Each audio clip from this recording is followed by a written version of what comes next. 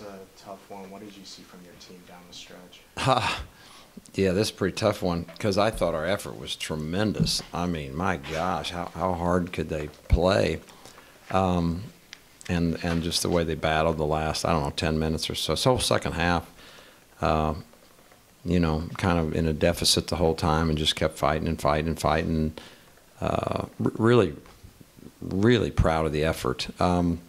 Hard to explain, honestly, the effort they gave with the percentages Memphis shot. You know, it'd be different. Like you come in and say, you know, we didn't really give tremendous effort defensively, and they shot a great percentage, and you know, you can just blame it on that. But to me, I don't know. We could have played much harder. It'd be interesting to watch the second half film. I will say this, you know, Murphy's Law is in full effect around here, as we all know, and Memphis does a lot of things really well, but one thing they have not done well at all, they're last in the league in three-point shooting. They're making 5 a game. They're just not a three-point shooting team, and lucky us, we picked the night when they're going to have their career three-point shooting night, and honestly, that's just, you know, we couldn't afford that. In the effort category, could not be more proud, and this is always somewhat of an indicator to me, to everybody, should be offensive boards. We got 20 offensive boards and missed 32 shots. That's 2 out of 3 back.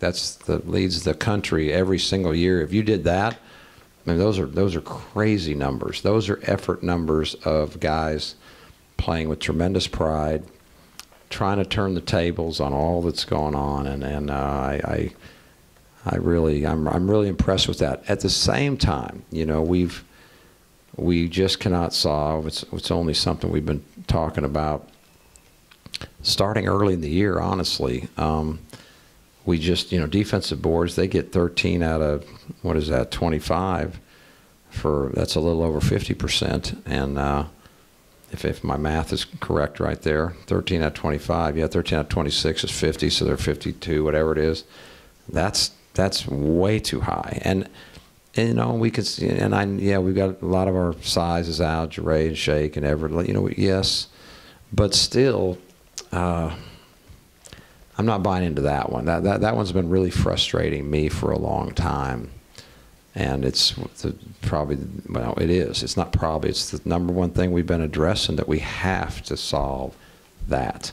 And yes, sometimes people shoot great, and you know, you get unlucky and all that kind of stuff. But darn, you can't let people get 40% or better of their boards back. It's just too many.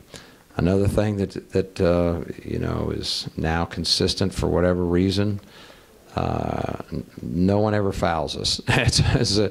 No one ever fouls us. It's so, you know, when you look at the analytics, if you will, of basketball, you know, there's no better shot than a dunk or a layup, and second to that is going to the free throw line. And so the more you go, you're playing at a very high efficiency.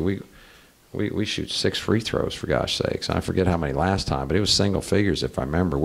We're setting a new single figure record for least free throws, which is bothersome. But again, I can't fault the effort, and I also can't fault some mistakes that are going in, and I hope this doesn't come across as it's not an excuse, but we can hardly practice, and when you can't practice, then you can't stay sharp in all the areas, and so you do make mistakes, and your habits, you know, they shrink. And I think, yes, the injuries are my most frustrating thing, but then at the same time, okay, so we're shorthanded, but if we could really practice, you know, that's the double frustration that we're living with as a staff every day, that we can't do the climb like you know, you usually do. And so again, I hope that doesn't sound like an excuse, but it is the frustration of it. And you say, well, why can't you rebound? Well, we can't really practice. You know, we talk about it a lot, but we're not able to have the kind of grinded out practices that you know, sharpen and toughen and build your habits, unfortunately. Coach, it seems like a couple of teams have had their season high in shooting 3 points against y'all. Is there something in the scheme that's driving that? Say that again. It seems like a couple of teams have shot above their average the last couple of games against y'all from 3-point range. Is there something in the scheme that's driving that? Well, for one thing, we're zoning a lot. I don't know if you've noticed that, but when you got 6 guys and you got 7 guys and you got guys limping around, and you can't really practice full out man. So we've taken.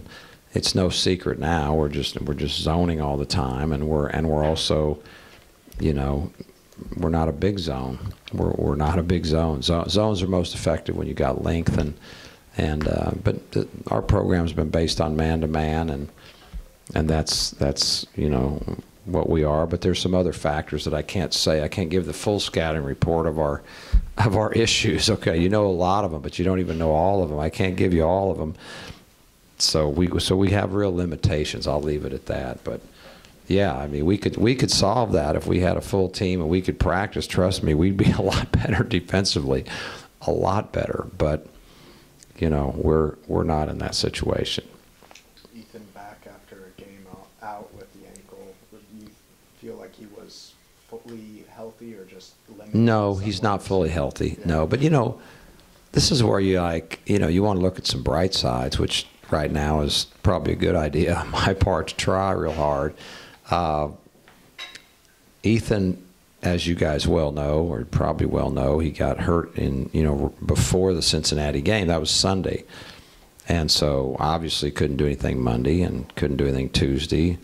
And so that means he didn't play Sunday, Monday, Tuesday. He didn't play basketball for 3 days. Didn't play any. Didn't even run.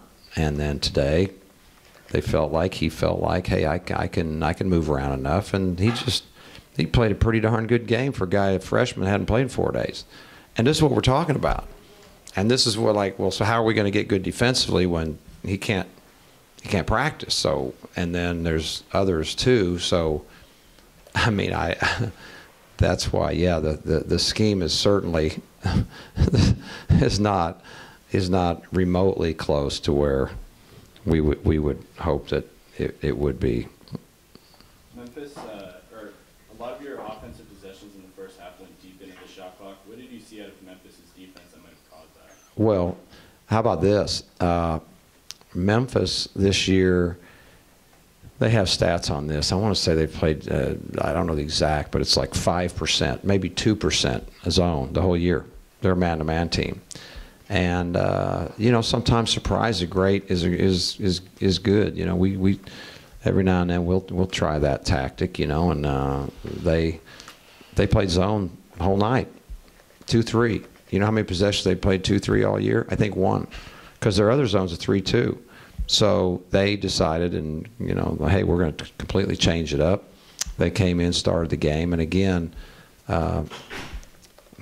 this sounds like, but we don't have enough guys to even do the 5-on-5 sharpness. So we were so not sharp, and again, that's my frustration. We can't sharpen. We're just now kind of on old memories. But the one thing I was very impressed is we kind of simplified the second half. We made some adjustments and put our guys way more on the attack. And I thought they did a great job. Obviously, from a scoring standpoint, Jamal was tremendous. And, Jimmy was very aggressive offensively. Obviously, I don't think this goes without saying. I mean, it's pretty obvious that Benny Malagou's still got the issue. I mean, he's one of the best shooters around. He can't hardly flip his wrist. And so you kind of, have 2 starters. That was kind of like 3 because he, as you guys remember, he can really shoot the ball, and we're playing zone the whole time, and he barely took any, and when he did, he just, he did hit one huge one. But you guys can see, he's a shell of himself. It's very sad. It's for me for a lot of reasons, but he's a senior, and he's trying. He's trying to get 10 rebounds. I mean, how many guards get 10 rebounds in their life? Jimmy Witt got 13 the other day. I mean, that's amazing effort. That's just, and so you gotta appreciate that. And you can't fault he can't help that he's hurt. You know, he just can't help it. But we certainly need, you know, someone like him, a senior that is a proven scorer, to be able to play the way he can normally play. And so that was another, you know, that obviously hurt us too. Do you see any bright side for the development of Douglas and Landrum for the future? Yeah, for sure. You know, because they are definitely thrown into a different role than they were or would have been probably. Absolutely. So, you know, maybe not in the circumstances that you'd exactly like it, but yeah. But anytime you just get more and more minutes, you know, look at Eli tonight. Eli, those are good numbers, you know, for a freshman. 2 for 3, 1 for 3, 5 assists, no turnovers and 3 steals. That's a good night work right there.